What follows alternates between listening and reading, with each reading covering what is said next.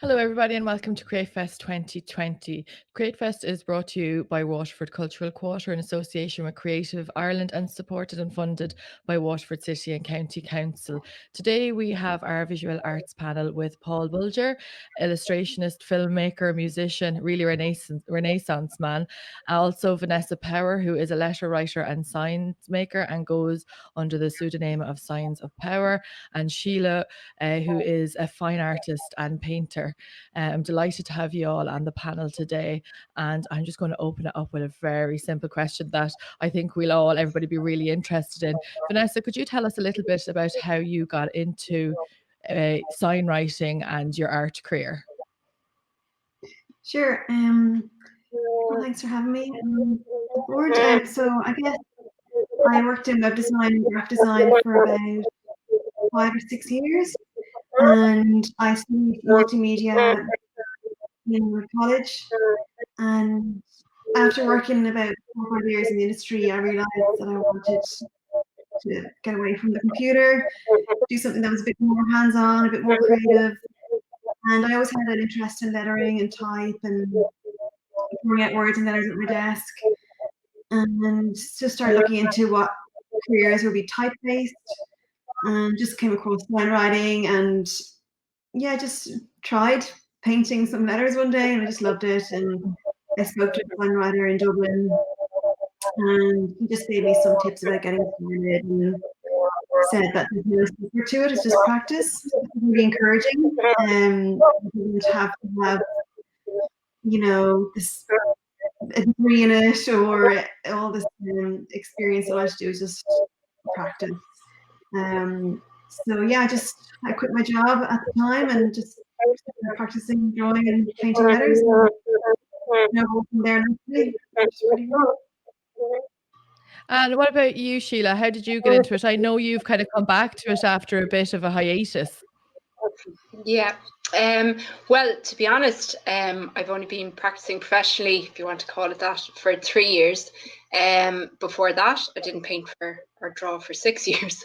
So I'm self-taught. I didn't go to college, and it's something that I've just always done.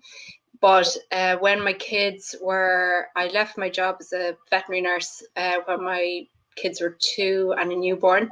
And I was a stay-at-home mom for a couple of years, and I think I was always saying, I just want to paint. I want to paint.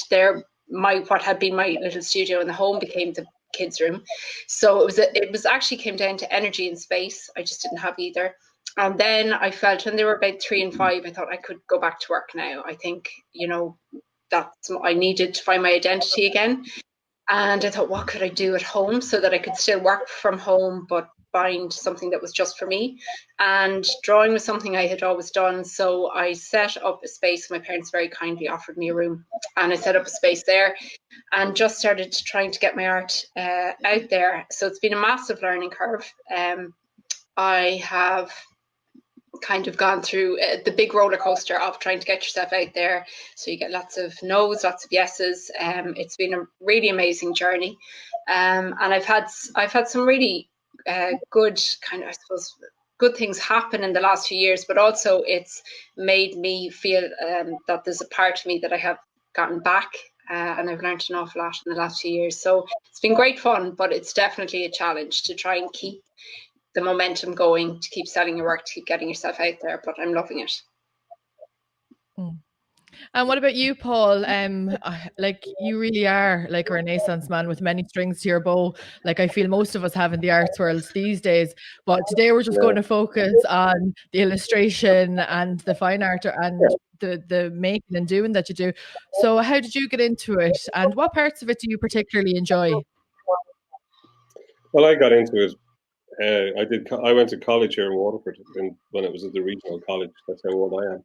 And I graduated back in the 80s, and I studied graphics, but I never went into that work. I went into animation, but I'd always, when I was younger, wanted to do comics and that kind of stuff. And as you were saying there, I do all different things, and I just ended up working in films a lot. But with illustration, it's interesting because I kind of came back to it by accident, because that's when I was younger.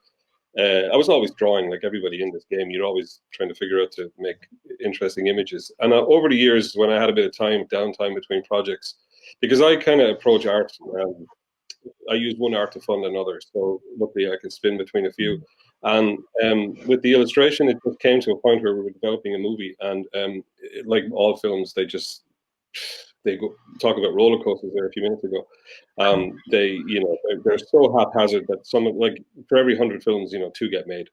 And this thing I was working on, it was kind of floundering. So I had all this artwork and these ideas. So we decided to make a book, and that drew about 5 years ago, 6 years ago.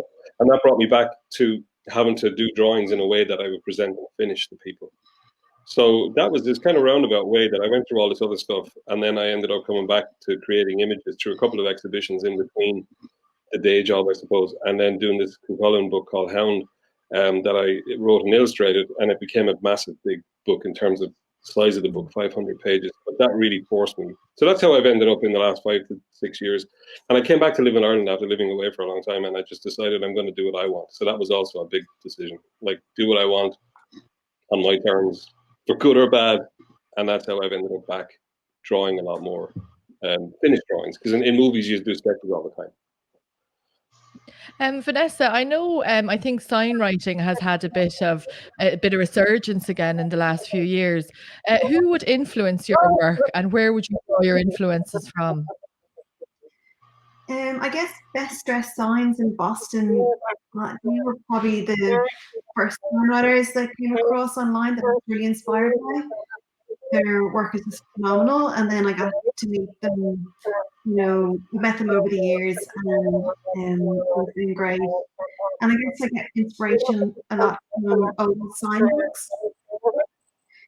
There's a typographer, and Louise Billy, she curates all these photographs of signs from around Paris and Barcelona and different places, and her books are a great reference, so I'd be really inspired from those books. And I guess then there's probably a lot of preference online as well from other type specimen books and this industries. Their work's amazing. They'd be a great inspiration too. Typographers, there's so much inspiration out there for type and lettering. So yeah. And Sheila, what about you? Who'd influence your work? I think I would have come across you first when you were on the portrait painting, was a portrait painter of the year. But you have an incredibly individual, it's haunting you. But I think that you have an incredibly individual design, or like your art. I'd never seen anything like the way you painted before. Where do you pull your inspiration from? To be honest, I suppose, again, being self-taught, as much as it can put me up against walls sometimes because I get stuck with what I want to express, it allows me to just have no rules to what I do. And because I've drawn since, I know everyone says, for as long as I can remember, but I have. I think even when I look back at sketchbooks that I was doing in school, I had a really strong line, which just means that painting is very new for me, even though that's what I put out there, really. My work now, I'm learning. I think my biggest influences have only started coming in the last few years. I did life drawing for years. It wasn't a class, it was a collaborative of artists. They still run in Tramore, not obviously at the moment, but we would hire a model between us. So we'd all throw money in the pot and hire a model. And I was life drawing, started about 15 years ago in Greyfriars Church initially. And someone said to me, your work is really like Egon Sheila's. And I had never heard of him. And when I looked him up, I was like, oh my God, there are people who are just as crazy as I am. So from there, I definitely don't try to make it a style. I'm very into anatomy, and I love to try and, as a draftsperson, get the best that I can do, and then I just allow myself to completely go with my instinct. But I'm constantly trying to improve what I'm doing. And so from influences now, even though I could say all the stereotypical ones and I would be fully, behind Lucian Freud and David Hockney, all the really obvious ones, a lot of the contemporary artists today, it's massive. I suppose social media has opened us all up to the amount of art and artists out there. oh God, I actually had to make a list, and the list went on and on and on, so I'm not even going to start. But I just think figurative art is coming back in now. It's certainly becoming more contemporary. It was kind of not seen as very cool, I think, in the last 20 years. So I completely do my own thing, but I'm lucky that the figurative paintings are coming back in, as I suppose they're a little bit more on trend, if you want to say that. But I just throw my stuff out there and hope there'll be somebody it'll hit, you know. But yeah. And a lot of contemporary Irish artists that are doing brilliantly at the moment. So Tom Clean and Salvatore of Lucan in Dublin, people like that I would really aspire to. And a lot of them are younger than me, but they're just doing their thing, and it's hitting a lot of people out there. Paul, like, how important do you think can you hear me? No, I missed that part of that. You went off. Oh, I can hear you now. I was saying that. Perfect. Sheila was just saying that a lot of people out there are doing their own thing. How important do you think it is to retain the individuality of your own style in your work? I don't know. I have a I have a style that the jobs or the projects I take on dictate. I don't think I have any particular style. I don't know what I'm doing half the time. I let story dictate. Everything I do is built around the story. So whether it's a one-liner gag or an idea or a concept or Irish mythology or something like that, or it might be a painting of a scene, I have no idea. So I can flip between different things. I just think for me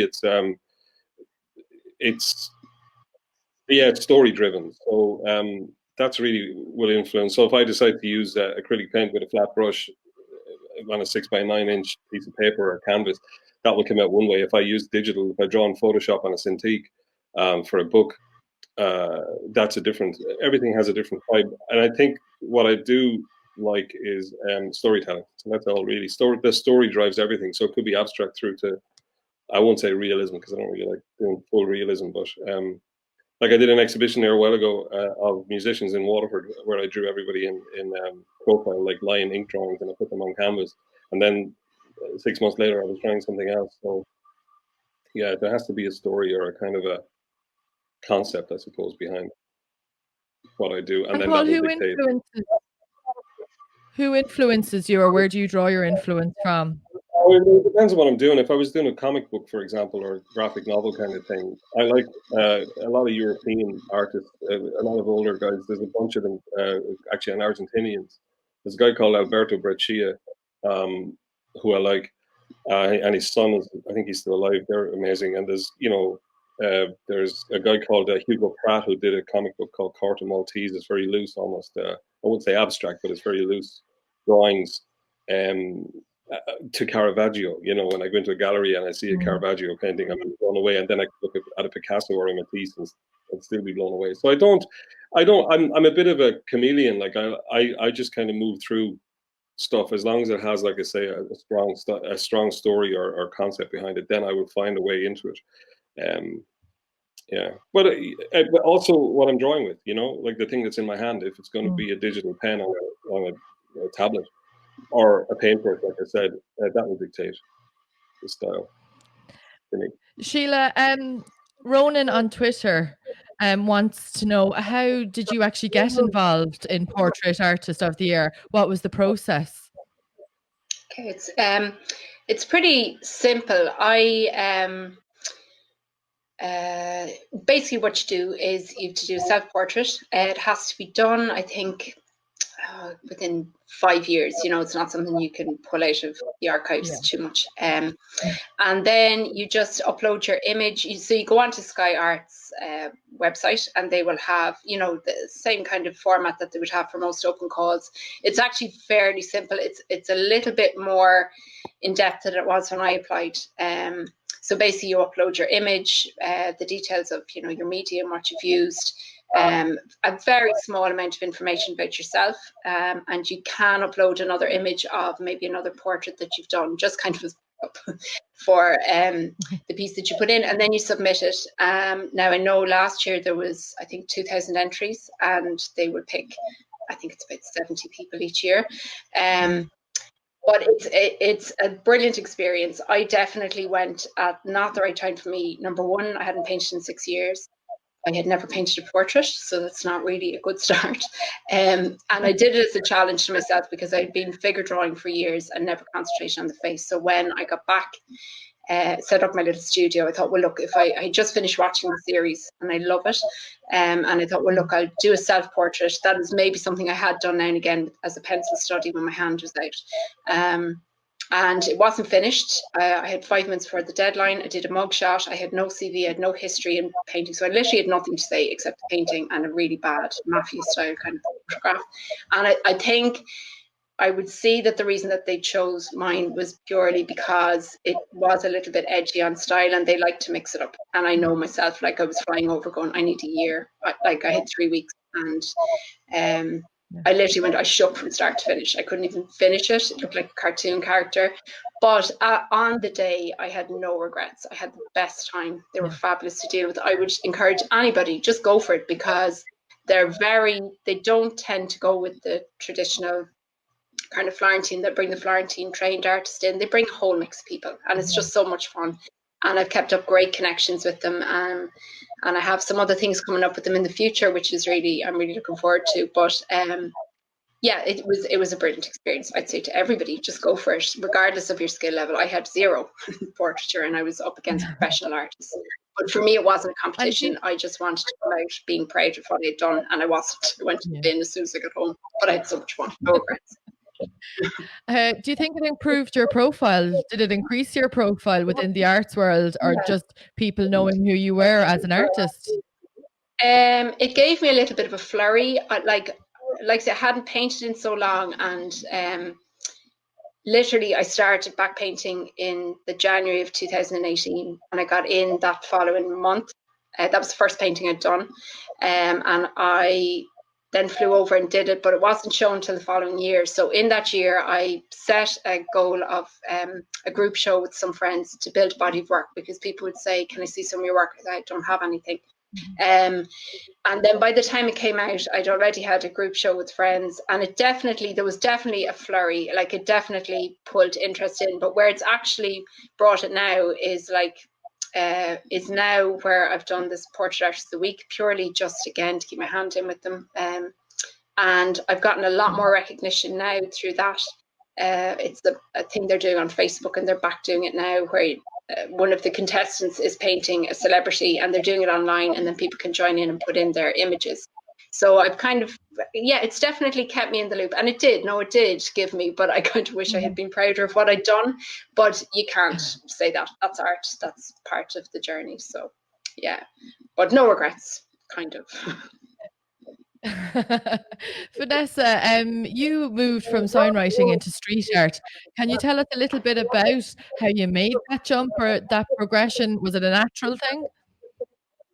Sure. I was actually at a Halloween party a few years ago, and somebody there just suggested I should try spray painting and just try larger letters.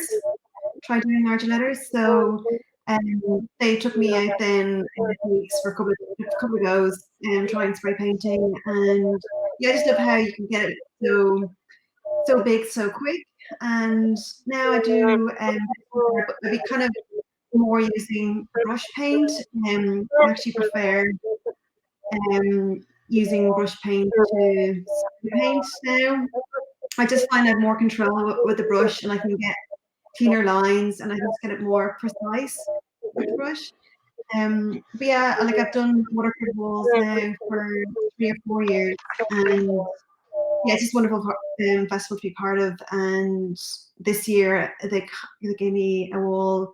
It's probably the biggest I've done so far, the tallest anyway. And so that was a really good experience. And yeah, I've been down in Dundalk recently, just did 3 murals there. Part of a project they have going on of painting Dundalk slogans around the town. So that was a really fun project, and they just kind of gave me free rein to do whatever I wanted.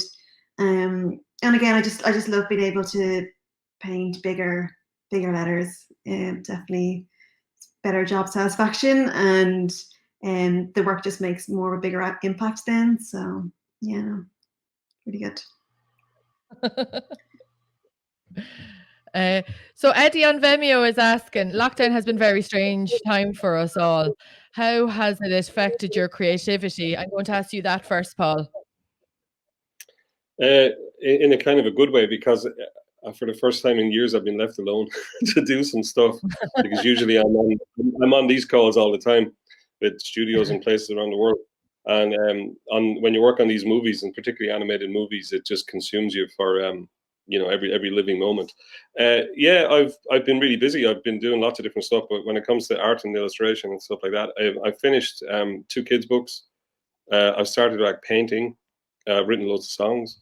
I painted the yard out there, not visually interesting, painted, but yeah, it's been good. It's been weird, it's probably getting tiring at this point, like for everybody. I'm a bit jaded with it, but at the same time, I started actually painting again. Putting up canvases on easel and trying to actually create some images again, playing around with different styles. So yeah, it's been good in a weird way. It's been good. It's allowed me the time to do it. Like I said earlier, to do what I want. It's almost like people are leaving me alone and I can just get on with some stuff. But at the same time, I don't want to be left alone too long, Definitely. Sheila, what about you? How has the lockdown affected your creativity? It was actually, again, a little bit like Paul said there, you're just in one space, so you can kind of keep creating in that space.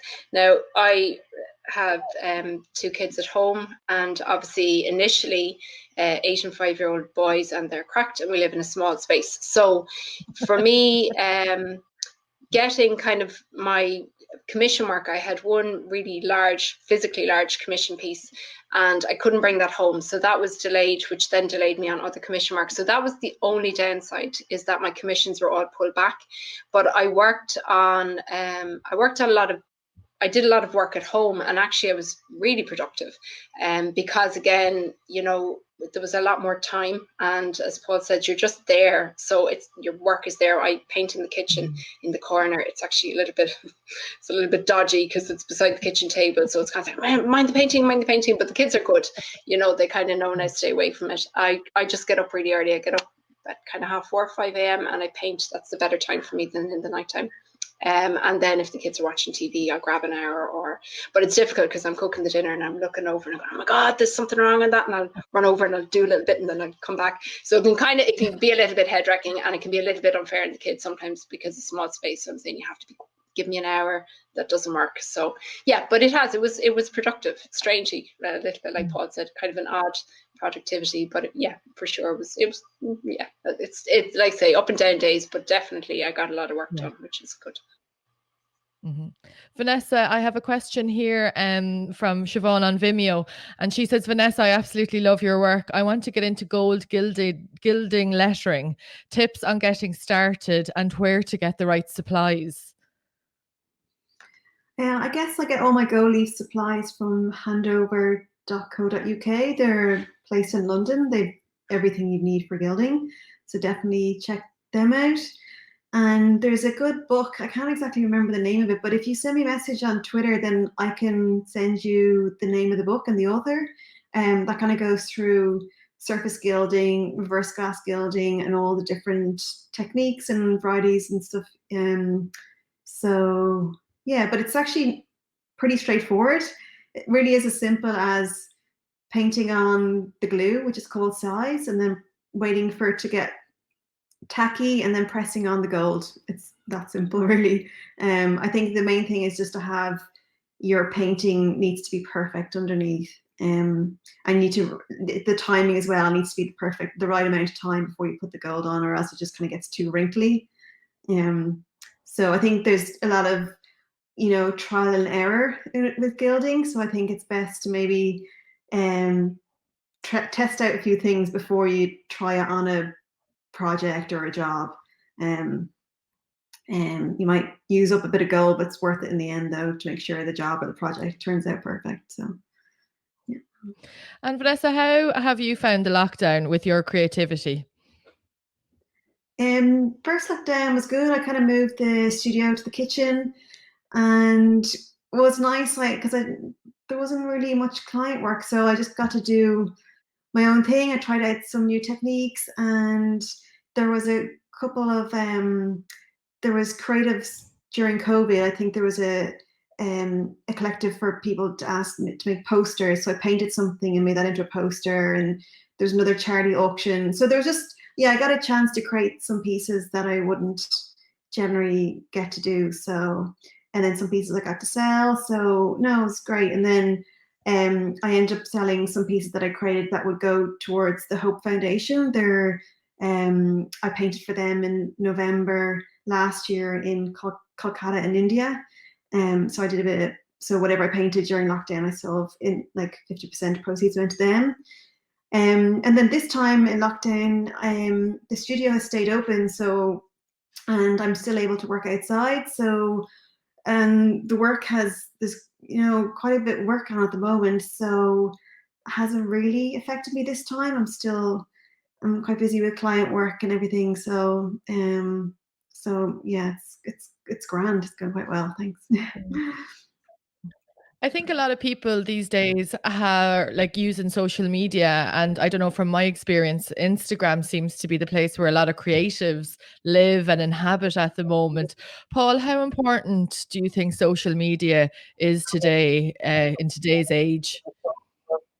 I don't know. For me, it's a good place to just show some idea that you're working on or something, but to turn it in, like to make it a kind of a thing where you can, I don't know, from a business point of view, I suppose, selling stuff, maybe if you have a website and all that.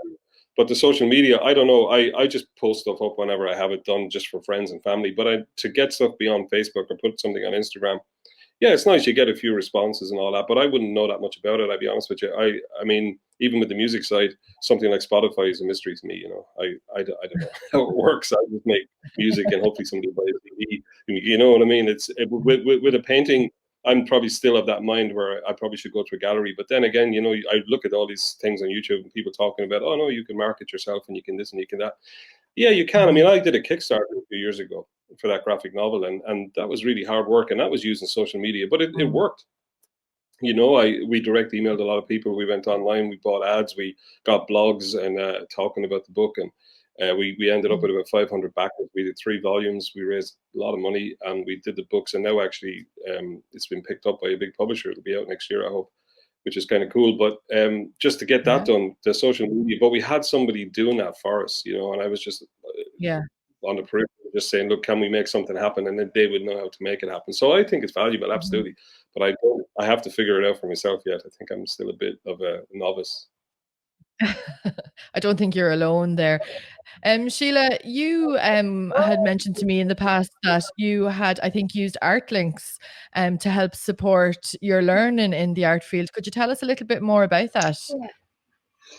Yeah. Well, again, I would kind of be with Paul. I'm a little bit kind of love-hate with social media, but I see huge benefits to it. Sometimes I think that's it, I'm going off it, and then I have had huge support and a huge outlet. It's not really even for me putting my work out, but seeing what else is going on in the world. And art links came through Instagram. I saw that they were advertising for Waterford area bursaries, so I applied for one. And again, you know, even applying for any bursary is a learned skill because they are looking for certain criteria. So I applied for one for courses with Artform, and they are an art school in Dunmore East, and they bring in established artists or tutors to run courses. They're generally weekend courses. And who suggested it to me was Martina, who owns Artform. She's part owner with Artform Art School, and I had exhibited with them in 44 the Quay at Christmas. And when I went in to take my paintings down, she said, yeah, I said, oh God, I'd love to learn all these new skills, but I can't afford it. And she said, well, maybe think about applying for a bursary with Artlinks with us as the school that you would apply for. So I did that, and I was very lucky. I felt I was delighted. I got 3 courses. I've done one of them with Eamon Coleman during the summer. It was just amazing. I felt like I literally, I'm such a nerd, but I actually nearly started crying with just pure excitement. I was just like, oh my God, that's amazing. And obviously then with COVID, then things have been delayed. So I have one with Tamara's Quinlan in March and David Lipstein in March as well. One with print, which I'd be really interested in, and then Mars just more with contemporary style and art, and it's kind of mentorship as well. So it's a fabulous opportunity. It's certainly something that even the weekend with Eamon Coleman was just, I just got so much from it. Just his pure experience, his outlook on art, apart from the actual skills that he was giving to us. So I think definitely, you can apply for bursaries all over the place, and it's lucky that you fill the criteria of what they're looking for. But I think if you have that skill in itself down, you mightn't get everyone, but if you can get one or two to boost your kind of whatever you apply for it for. But they've been really helpful, and yeah, it's made a massive difference to me, just from a skills point of view, or just from, again, meeting other artists and networking. Yeah. Vanessa, Dan on Vimeo wants to know, as a signwriter, where did you learn your craft? Is there a course that you can do, or is it more traditional, like finding an apprenticeship? Well, yeah, so I quit my job, and I signed up for the signwriting course in Ballyfermot. And then the day kept getting pushed back, and eventually got cancelled because they couldn't find a teacher for the course. So I think the course is back on now, but it's more digital now. It's kind of moved away from the craft of signwriting, which is really unfortunate. The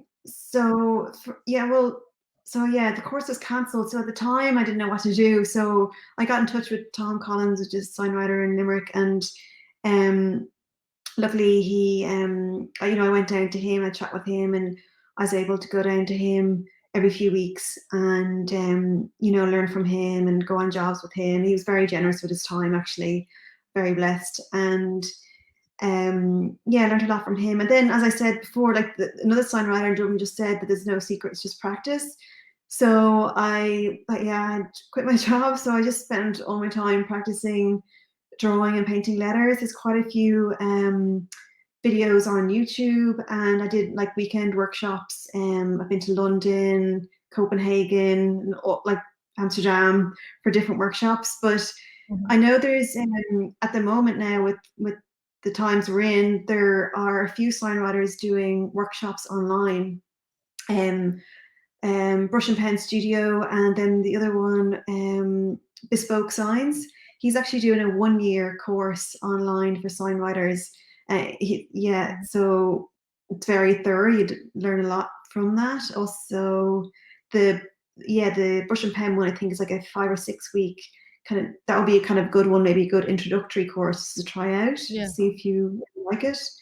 But I think the main thing with signwriting is you have to have a passion for it, because there's a lot of working on your own, a lot of working outside in the cold, and it's not that glamorous, but you have to love it. And I do love it. Like the end of a day, you've been working on a ladder all day, and you finish and you get to stand back and see the sign. It's just, it's great. It's really very rewarding, and so I definitely recommend trying it. And if you have any questions or anything, just drop me an email and I can put you in the right direction. So, and the great thing that I'd say about the signwriting community is that everyone wants to help each other, and everyone wants to keep the craft alive.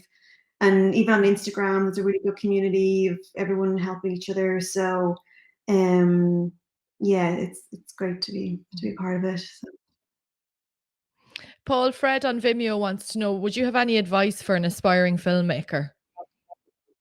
It depends on what kind of film you want to do and where and how. I mean, it's, are you a writer? Do you want to be a producer, director, an animator, a production designer? Do you want to be an actor? If you're going to be a director and producer, it's just make stuff. Just make it. And I think you can do it now on the phone. You can do it, just tell stories, or if you're into non-narrative film, whatever you're into, just make them. I've dabbled in a lot of it, and some I liked and some I didn't. And the ones I liked, I stuck at. The ones that paid me more, I stuck at. I think it's hard. It's hard to give advice on that, because it is hard to know what people want. If somebody said to me, look, I want to be an animator, well, 20 years ago, I would have said one thing. Now I'd say another thing. it's all software based and digital, and is it 2D or 3D? Is it creature animation? Are you talking about character funny animation? Or if it's directing a movie, you know, could you, like, for example, take 10 photographs on your phone right now and make them tell a story and make it make sense? You know, could you make a little commercial for a product that you know, something like, could you make a cereal commercial? Could you sell, I don't know, the idea of going into town to somebody on a rainy day through what's at the end? You know, that's the thing. I think you just have to do it. And you know, it's like somebody was saying there earlier about trial and error or experimentation. You just have to try this stuff. But I think nowadays, you know, it's not like it was 20, 30 years ago, I suppose, or even further back, when you needed to go to all these expensive studios and all this highly expensive equipment. That will come if you progress, you know, and you become professional, or you get to work on a movie or even a short movie. You know, the equipment that's around now is amazing. But with an iPhone and even iMovie or some, you know, off the shelf editing software, you can tell stories, you know, but it really is hard for me to give advice on that unless I knew more about what that person See if wants we to do. can get him to give us a bit more information Yeah, on what like, he's actually looking for. And you know, like places like, I think it's gone now film based, but there are certain groups in Ireland. You know, there are different online groups where you can join. I think on Facebook there's a bunch of them where I'm sure people will be happy to share experiences and, you know, give advice. You know. Sheila, what would be the one skill that you've honed throughout your career that you feel has benefited you the most? I suppose for me, just drawing, drawing. And like I say, painting is really new for me. Like I would have had 5, you know, colors in my paint box for years. And not that you need any more than that, you don't. But just as in draftsmanship for me, like just the physical act of drawing from life or copying. When I was younger, you know, when I was in school, I copied everything and I drew all the time. And that's only a personal thing. I think it depends on what medium you want to work in. For me now, I'm trying to, when I started into painting, I was drawing with the paint, and I don't particularly want to lose that, but I do want to learn how to paint, if that kind of makes sense. I think for me, definitely drawing. And I think not just because a lot of my work is figurative, but for me, life drawing, I think, is one of the hardest skills, drawing the figure from life. But again, it's very, you know, really depends on what area you want to get into. But from a personal level, yes. And I've seen some incredible artists who can produce the most amazing art that I couldn't even begin to see how they can touch off, and you put them in front of a live model, and it's one of the most difficult things you can do. I think it just makes you look and look. That you're not drawing what you know, you have to draw what you see. So from a perspective point of view, just everything. I'm only starting to learn about this value and lighting and all this kind of thing. It just goes over there, and I would very much kind of just translate what it's more an emotional response to it, and then it comes through my hand. If I'm given something, somebody asked me recently if I'd paint Reginald's Tower, it came through somebody else. And I was like, have they seen what I do? I was like, it would be a spaceship if I painted Reginald's Tower. So I put them over to somebody who would be really good at that. So I think, yeah, very much work to your strengths, but also challenge yourself. You know, if you stay in your comfort zone all the time, you can get very good at something. But I think art has to have a little bit of a challenge where you are, for me anyway, I would get bored. And it's not that I'm particularly skilled. A lot of it is practice, but yeah, drawing and just drawing what's in front of you and drawing fast. You know, it doesn't always have to be this perfect piece. I would be a bit of a demon for if it's not perfect, it goes in the bin. But one of my biggest skills that I learned through life drawing was draw fast. So you're only given 2 minutes. You can't be precious. You just have to use your hand, use your eye, and just draw fast. And some of those ones are very often better than the ones you become precious about and you spend hours on. So yeah, it's definitely, and again, like the lad said, you can do it online. It obviously hasn't got the same kind of, you know, it's not ever going to be the same online, but it's certainly something that people could look up. Is life drawing online? It's I suppose that's the way everything's going these days. Mm-hmm. And Vanessa, same question to you. What would be the most valued skill that you've honed over the last few years? Painting straight lines. I don't know. I don't know. Probably that, maybe. I think Yeah, in your line of work, how important are like your tools and the brushes you use? Are they very important? Or would you think, you know, like you're saying, the skill and the love you have, do they help each other out? Yeah, definitely. I have heard before, like a good sign writer would be able to paint a sign with a toothbrush, but I think a good brush does really make a difference. Definitely makes a difference. I have my go-to brushes in my kit that I would use all the time, but yeah, so yeah, the tools definitely help, and your paint too. Yeah, so your materials, even the surface as well, can really make a difference. Like only this week, I was asked to paint a sign, and the old vinyl was still there from the old sign, and you know, it was suggested, you know, to be a clean board when I had arrived, but the vinyl was still there, all painted on, layered on top of with paint. So I just have to make the most of it and just let the client know that the surface will affect the lettering. But he needed it done. He really needed it done. So, but it turned out fine in the end. But yeah, the surface would really make a difference too. So I kind of don't know if that's really, it's kind of gone off point a bit, but yeah. So your brushes and your enthusiasm and everything helps. Yeah. And what about you, Paul? What's the best skill you've honed over the years? Putting up with me. I don't know.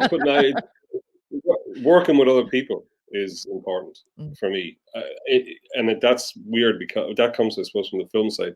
Learning to accept what I've done, in that I can give it out in a fully finished form, because, like I was saying, because I dabble in so many things, or I work across so many different platforms. You know, I'll just use the example of an animated film, or any kind of project like that, where you're constantly giving notes or comments through quick sketches. And whereas if you do something like a book or a painting, obviously you have to take it to a finished thing, and it lives by itself, and you're in total control. You can't pass on the next part of the job. Like, so it's a bit like you're running a marathon, you're on your own, or maybe like the long distance runner, where you're just on your own making that illustration or painting or drawing. Whereas if you're working on a project like, you know, I'm sure for a sign writing thing, or you know, there might be collaboration there, or a mural where you might design it, but you might have a couple of people working with you. But on a project like a movie, you might have 300 or 400 people in three or four time zones. So it's like a huge relay race. So I suppose what I've learned is that I've been able to do stuff in the last 5 years or so, where I have to finish it, and I have to stand over it when it's done, instead of saying, look, here's what it's like.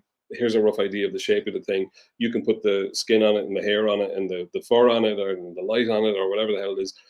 That's been the biggest thing for me, and it's been okay, you know, being able to, and it's kind of liberating, because I suppose, talking about comfort zone there earlier, I was kind of comfortable in that world, where I was like a captain on a ship in a way, or first officer, and what you're doing is you're just shouting out commands to all these people that will go off and make the ship move. But when you're on your own in the rowboat, you know, and you've got to get yourself across the ocean, that's kind of where I am now, and I kind of like it. I hope I don't sink, but you know, I'm kind of liking 2 oars, a small boat instead of an ocean liner, you know. I don't think you will sing, Paul. I think you'll be grand. Yeah. Denise on Vimeo wants to know, Paul, and to the rest of the panel, what's the most exciting thing happening on the Irish art scene for you? You want me to answer that first? Or yeah, if that's okay. I don't know what's going on much in contemporary art or fine art. I'm only stepping back into that world, so I couldn't tell you there. But I like what the guys in Cartoon Saloon are doing visually in terms of animation. There's some really good Irish illustrators in terms of comics and graphic novels, from kid stuff through to more mature books. Declan Shalvey's stuff I like, and there's a couple of guys there. Yeah, I don't know. I have the things I like, and I go back to them, and some of them are really old, and some of them are, you know, obscure. I wouldn't know what's going on at the moment, to be honest with you. I'm a bit like in my own bubble, but if you know, I do, like I said, some of the new animation and comics that I'm seeing coming from here. I think there's a lot of, but it's all story driven stuff, you know, visuals. Yeah. I couldn't name somebody at the moment who I would say, yeah, that stuff is going to blow me away. Because I'm just not aware. I need to get out more. You're enjoying your own time at the moment, I suppose. I suppose we're all enjoying our own time a bit at the moment. We have no choice but to.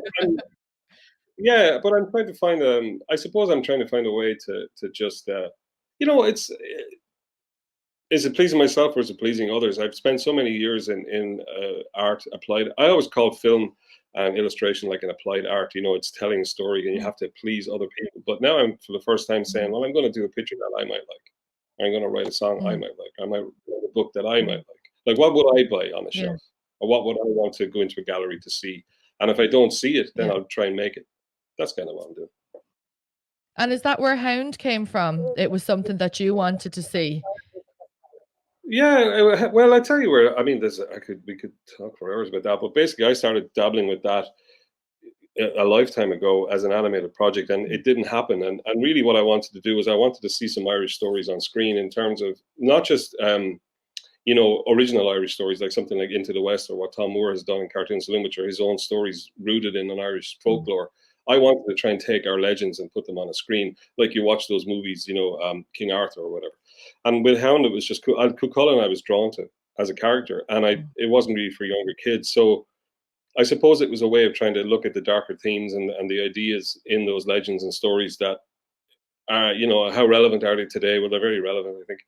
And the medium of doing it through a movie is great, but doing it through a graphic novel, it's essentially watching a movie, except you're just going through pages in a book. And each panel, like, they have to work with the one before and after. So that was a challenge. So, like, if I took one of the panels out of one of the pages that has 10 drawings on it, and I take one out and I paint it 8 foot by 10, you know, that would be in a gallery somewhere, and probably people would go, "Oh, yeah, that's a really interesting painting." As soon as you put 8 or 10 of those on an A4 sheet, people don't even consider it as kids' rubbish. And that's what annoys people who do comics illustration. There's a real snobbery when it comes to it. That fucking drives, excuse my French, that drives me crazy. And it's not just me, there are very young people in it is, and it's crazy, you know, guys like Frank Miller and Will Eisner have talked about this for years. So, but at the same time, I do like the idea of doing a big painting. I'd love to do a huge painting and see how it goes. One-off image that sums up something, you know. Yeah. I look forward to seeing it. There's another question here for you, Paul. A guy says he's been trying to get into creating comic art. Shane, says he's been trying to get into creating comic art. Any pointers on the materials he should use? He's getting a bit confused around pens, and I think the materials can be quite expensive at times. Materials are very expensive. They are, but you know, the thing about comics is you can make, I remember doing them when I was a kid or trying to draw them, you can draw them on anything, on anything. If you want to do it professionally, yeah, there are accepted ways, I suppose. Now it's gone digital as well, but a lot of people working in comic books still seem to work in ink, black ink. So what they do is they get these A3 or 11 by 17 sheets of card, and they, you know, that's the finished artwork is on this kind of, what I think is Bristol board is what you want to look for. Illustration. I think you can get it now in a lot. You used to be able to get it when I was younger, but you can buy sketchbooks of Bristol board, which is like a very nice silky matte kind of paper, and it takes the ink really well. So all you need are, you know, some regular pencils. A light box is very helpful because you might want to, you know, when you do your first drawing and it's kind of rough and you don't like it and you want to clean it up, you can put a sheet over it, but you need some light behind it. Photoshop. A lot of people are using. There's some other, I think Clip Art it's called, is another app. I think you can get it for the iPad if you have one. You don't need to go off and buy a big expensive Cintiq and have a huge kit. You can if you can afford it. But I would say go and look. It's an old book, but it's brilliant. How to Draw Comics the Marvel Way. It's 40 plus years old. And some of the tips in there, they are as gold now as they were then. It's what people have been doing since the 1700s, except Stan Lee put it together in the late 70s. And it's a kind of a go-to book if you like drawing comics. And it doesn't matter what style. You could do comics that look like Batman, or you could do very weird-looking abstract comics. But the thing about you sketch in pencil and then you ink it in seems to be the standard. So I would say Bristol board, it's worth getting that. Get a dip pen and some ink. Get some good Sharpie markers for the big black areas. I like Chinese brushes, and I like Japanese ink. But that's just my taste. So How to Draw Comics the Marvel Way. Great place to start. Perfect. Sheila, a bit of a controversial question from Ferg on Facebook. He wants to know, do you think the arts are underfunded in Ireland? Yeah, it is, but it's definitely something that you can talk about without it being kind of, I suppose, where you come in as, oh, we don't get anything.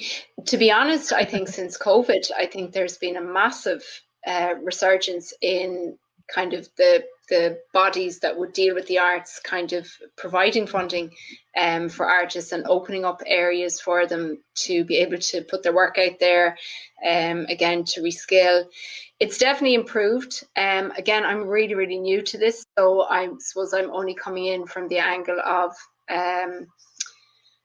kind of an emerging artist who is trying to find ways to get their work out there and also be able to fund it for the time that you are trying to get your bodies of work together. I think it's definitely improving. And I think in a very strange way, COVID has opened up that we do need art, we need creative practice.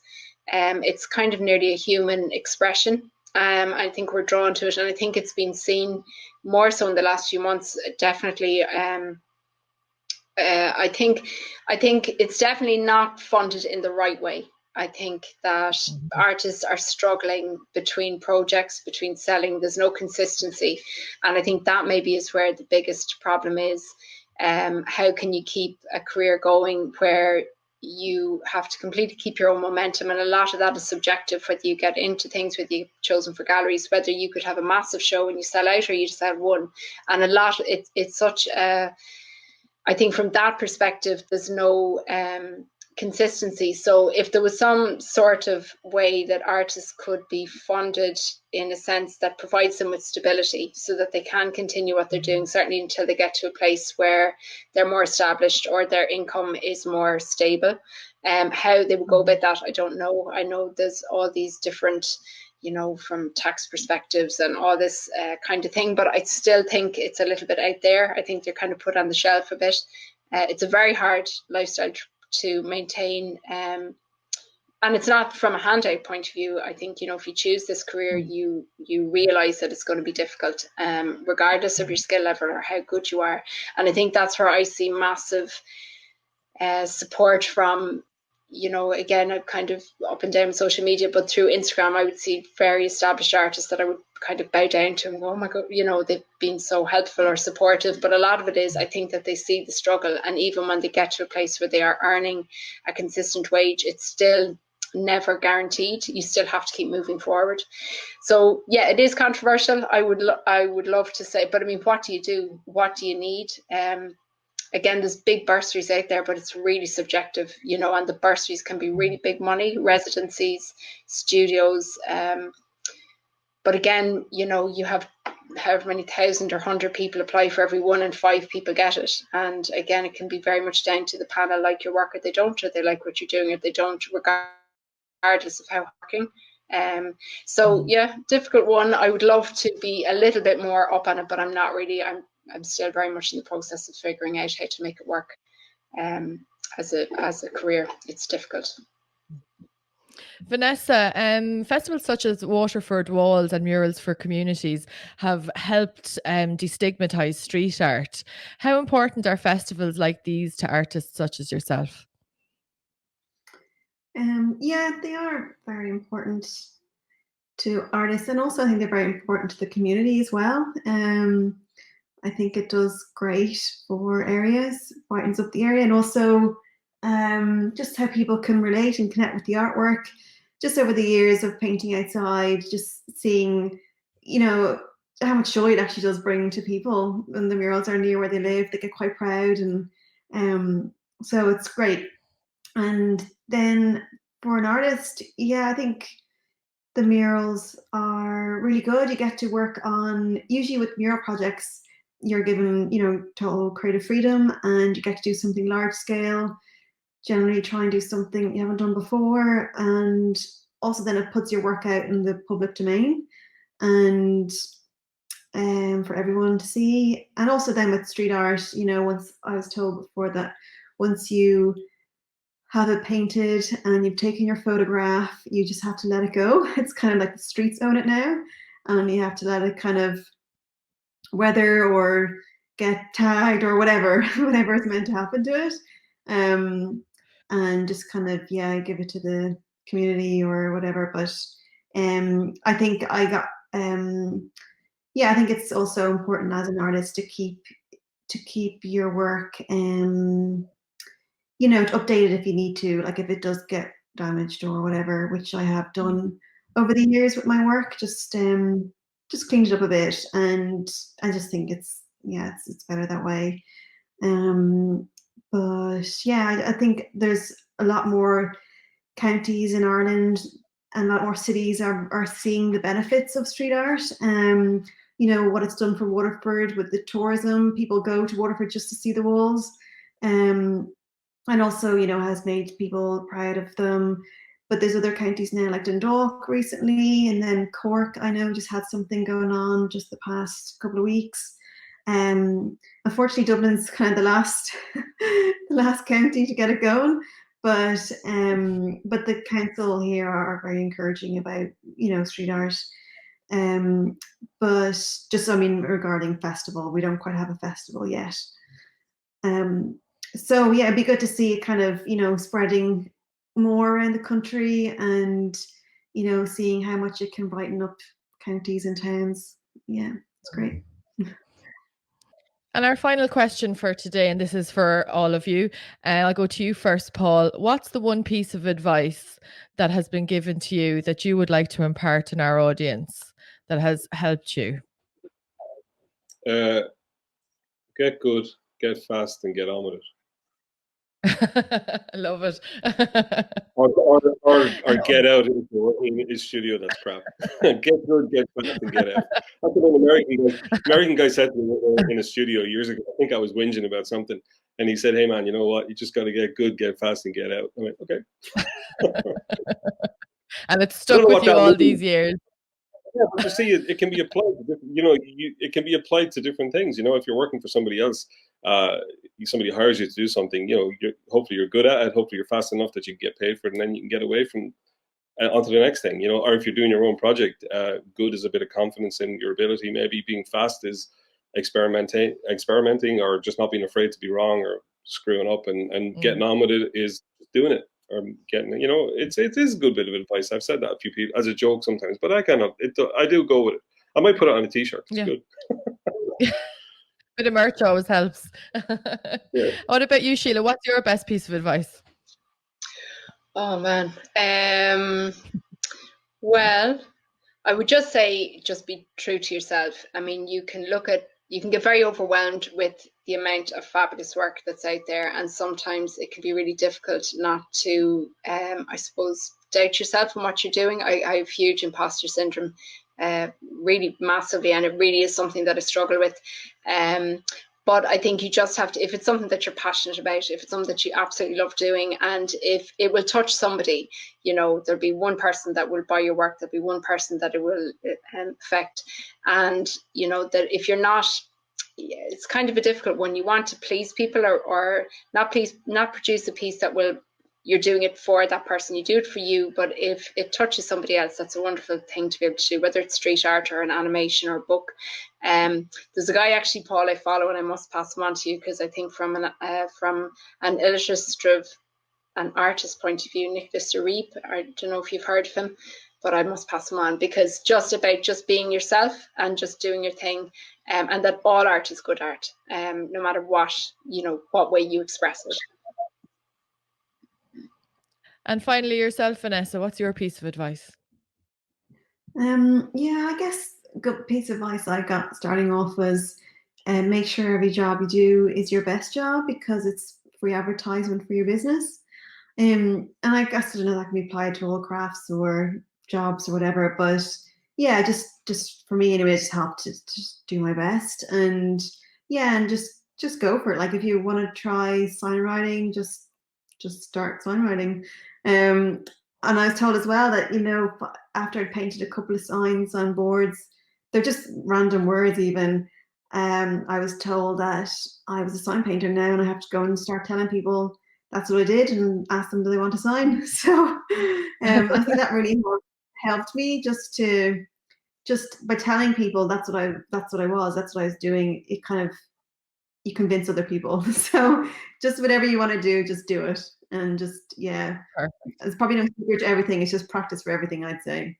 So put in the time, And also, last thing I'll say is I definitely really believe the more you put into something, the more you'll get out of it. So, yeah. Very true.